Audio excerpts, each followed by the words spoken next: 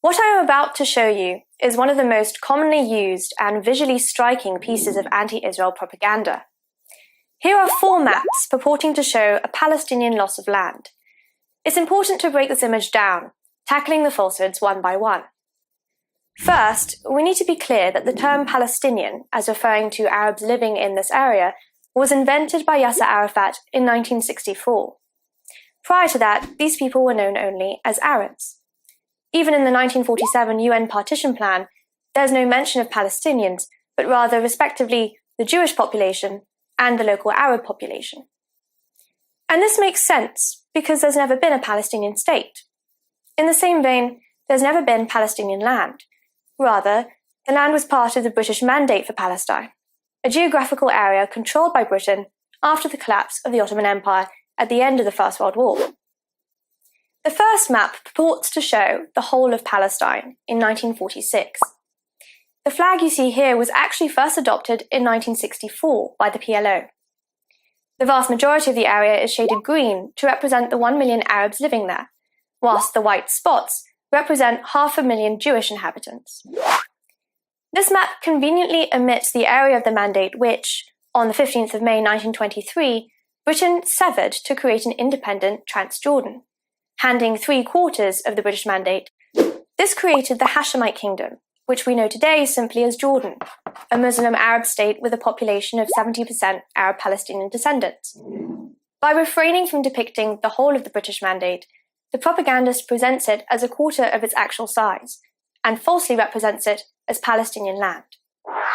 The second map suggests that the UN partition plan, which ended the British Mandate, established Jewish land and Palestinian land. While the partition plan called for the creation of a Jewish state and a state for the local Arab population, the Arabs rejected the plan. They refused to accept the existence of a state for the Jews, so a second state, after Jordan, for the local Arab population never materialized. Instead, in 1948, within hours of its declaration of independence, 7 Arab countries attacked Israel with the intent of annihilating it.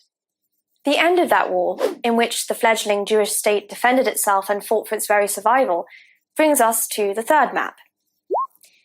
Often called the 67 borders, these are neither borders nor do they date from 67. This is in fact the armistice line of 1949, simply reflecting which entity controlled what land when the fighting stopped. Map number 3 represents Gaza and the West Bank as Palestinian land. This is again a falsehood. The West Bank was land occupied by Jordan from 1948 to 67 and ethnically cleansed of its Jews. Gaza was occupied by Egypt from 49 to 67. Still today, Egypt holds parts of the Strip from Rafah to the south. Again, the attempt to present the green shading as Palestinian land is categorically false. The fourth map shows what it terms Palestinian land today, and implies that this is what remains of a larger original territory. This is not what is left. Rather, it is the only land which Palestinians have ever controlled. In the Oslo Accords, the green areas within the West Bank were ceded by Israel to the PLO in exchange for peace. Sadly, the Palestinian end of that bargain was never upheld. Terror attacks against Israeli civilians and their property have continued in the 25 years since then, funded and encouraged by the PLO. Now, there is an additional falsehood propagated by these maps. Let's look at the first map, with its green depiction of 1 million Arabs in 46. Where is the representation of these Arabs in the last map? The propagandist wants you to believe that they were ethnically cleansed. In reality, today nearly 2 million live across Israel as Israeli citizens. Yet there's no green shading outside of the West Bank and Gaza. Another blatant falsehood. Sadly, these misrepresentations are widespread. Just do a Google image search to see how pervasive they are.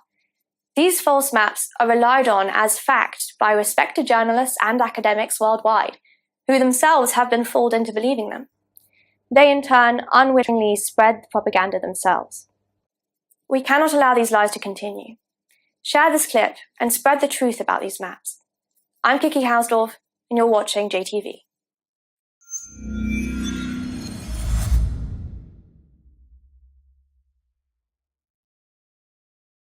To stay up to date with the latest JTV content, if you're on YouTube, click subscribe below the video and the alarm bell. And if you're on Facebook, click the like button, and under following, click See First.